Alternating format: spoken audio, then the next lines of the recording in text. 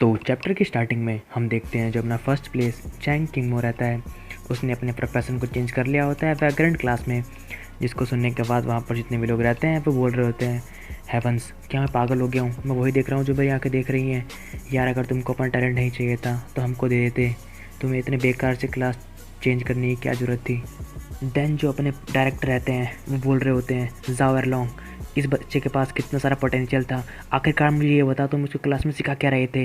Vagrant class, क्या तुम जानते हो वो कितनी बेकार क्लास है? देन जब प्रोफेसर अरलोंग रहते हैं वो बोल रहे होते हैं, सॉरी प्रोफेसर, बट हमने जब भी उससे पूछा था कि तुम कौन से प्रोफेशन को लोगे तो उसने हमेशा बर्जरकर क्लास बताई थी, बट मैं नहीं जानता कि उसने वैग्रेंट क्लास क्यों चूज़ करी है। देन अपने डायरेक्टर बोलते हैं कि वैग्रेंट क्लास को चूज़ करना इसका मतलब अपने फ्यूचर को अपने हाथों से तबाह कर देना। चैंग किंगमो, आखिरकार तुम इतनी बेवकूफ़ भरी हरकत कैसे कर सकते हो? देन वहीं पर एक शख्स रहता है, वो दूसरे बंदे से बोल रहा होता है, आखिरकार वैग्रेंट क्लास में बुराई क्या है? क्या पता, हो सकता है कि उसके माइंड में कुछ चल रहा हो उसे लेकर। देन वहाँ पे एक जो बंदा बैठा रहता है वो बोल रहा होता है, आखिरकार तुम इसके बारे में जानते क्या हो? जो वैग्रेंट क्लास है उसका बिगेस्ट एडवांटेज ये है कि हम एबिलिटी यूज़ कर सकते हैं किसी भी क्लास की, और कोई भी इक्विपमेंट यूज़ कर सकते हैं। ये अर्ली स्टेज में तो हमारे बहुत काम आएगा, बट जैसे जैसे हम मिडिल स्टेज और फाइनल स्टेज में आएंगे तो क्या होगा, हमारे जो लेवल है वो ज़्यादा नहीं होगा, क्योंकि हमारे प्रोफेशन चेंज नहीं होता है बाकी क्लासेस के अकॉर्डिंग। तो फिर हमारी जो ओवरऑल कॉम्बैट एबिलिटी है वैग्रेंट क्लास वालों की, वो इतनी हाई नहीं होती है कि वो अपने अपोनेंट का सामना कर पाए हायर लेवल्स में। तो वो ईज़िली डोमिनेट हो जाएंगे अपने प्लेयर से जो कि किसी और प्रोफेशन के हैं। देन वहाँ पर एक बंदा बोलता है, वाओ, इतने अमेजिंग टैलेंट ने आज अपने आप को बर्बाद कर लिया पूरी तरीके से। दूसरा बंदा बोलता है, ऐसा प्रोफेशन जिसकी लेट स्टेज में कोई प्रोबेबिलिटी ही नहीं है, उसके बारे में अब क्या ही बात कर सकते हैं हम। देन उसके बाद हमारा मेन कैरेक्टर का सीन दिखाया जाता है जो कि बोल रहा होता है कि जो वैग्रेंट क्लास है ये तो मेरे लिए सच में एकदम परफेक्ट क्लास है, क्योंकि मेरे पास जो मेरा पैसिव स्किल सिस्टम है उसने इसके ड्रॉबैक को, जो कि कम डैमेज देता है, उसको पूरी तरह से पूरा कर दिया है। और अगर मैं अपने प्रीवियस वर्ल्ड के एक्सपीरियंस और स्किल को यूज़ करूँ तो मैं इस वैग्रेंट क्लास की पीक पावर को शो कर सकता हूँ। लेकिन मेरे को अभी भी समझ नहीं आ रहा है आखिरकार ये स्पेल बाइंडर आखिर ये है क्या, ये कौन सी क्लास है?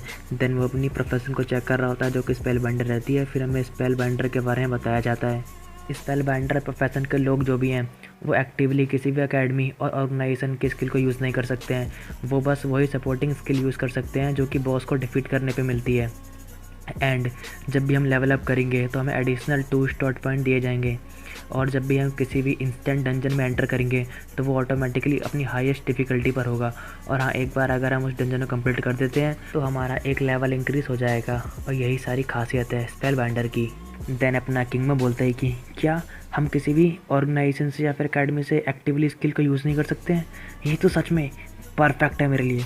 अगर मैं अपनी प्रीवियस वर्ल्ड की नॉलेज को मिला लूँ तो मेरे को मालूम है कहाँ पे कौन सा डंजन खुलने वाला है, और हर की लोकेशन मेरे को मालूम है।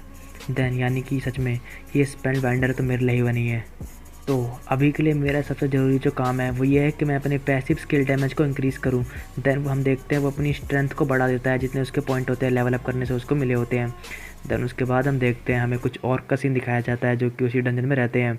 उसके बाद जो अपना किंग मो रहता है वो उन दोनों को डिफीट कर देता है एंड बोल रहा होता है, सच में स्किल इंक्रीज़ करने के बाद जो मेरा डैमेज है वो काफ़ी ज़्यादा इंक्रीज़ हो चुका है, मैं इन लोग को एक ही बार में हरा पा रहा हूँ।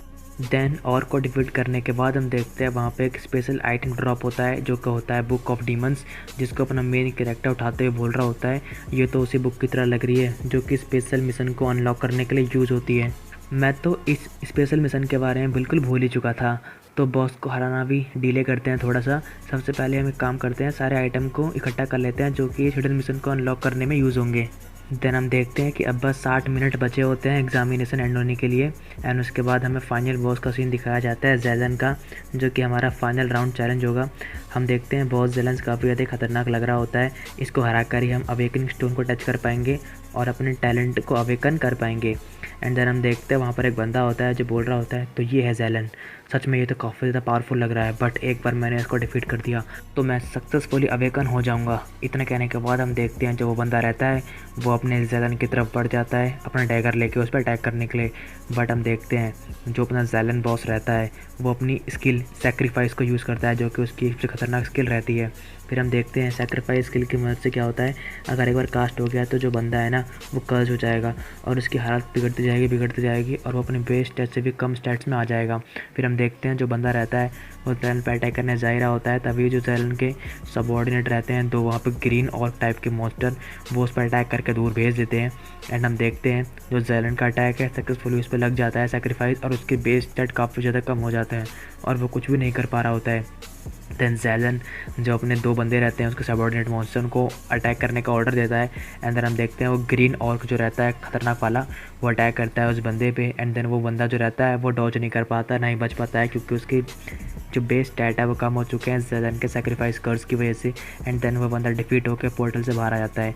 वहाँ जितने भी लोग कह रहे होते हैं कि ये जो टॉप 50 का बंदा है ना आखिरकार ये भी फेल हो गया, मैं ये सोच रहा हूँ आखिरकार इतने खतरनाक बॉस को कौन डिफीट कर पाएगा, क्योंकि ये सच में प्रीवियस ईयर से भी काफ़ी ज़्यादा डिफ़िकल्ट बॉस है। देन हमको अपने किंग मोंग का सीन दिखाया जाता है जो काफ़ी ज़्यादा थक चुका रहता है, क्योंकि वो अभी इतनी देर से सारे के सारे हिडन आइटम्स को कलेक्ट कर रहा था जिसकी मदद से वो स्पेशल मिशन को अनलॉक कर सके। देन हम देखते हैं वो जैलन बॉस की तरफ जा रहा होता है उसको डिफीट करने के लिए। देन जैलन भी अपने दोनों मॉन्स्टर सबऑर्डिनेट को ऑर्डर देता है उस पर अटैक करने के लिए। फिर हम देखते हैं वो दोनों काफ़ी तेज़ी से अपने किंग मो पर अटैक कर देते हैं, बट अपना जो किंग मो रहता है वो बोल रहा होता है कि तुम दोनों फास्ट हो बट मेरे जितने नहीं। देन उसके बाद हम देखते हैं वो उनके अटैक से बचकर उन दोनों को एक लात मारता है और वो दोनों दूर जाके गिर जाते हैं। एंड हम देखते हैं कि वो दोनों ग्रीन मॉन्स्टर अब जैलन से काफ़ी ज़्यादा दूर हो चुके हैं।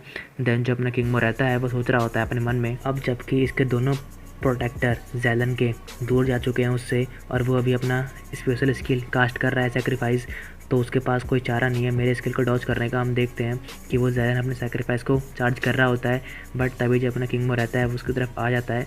क्योंकि जैलन अभी सेक्रीफाइस को रेडी कर रहा होता है तो वो उसके अटैक को डॉज नहीं कर पाता है और अपने किंग मो का अटैक का शिकार हो जाता है।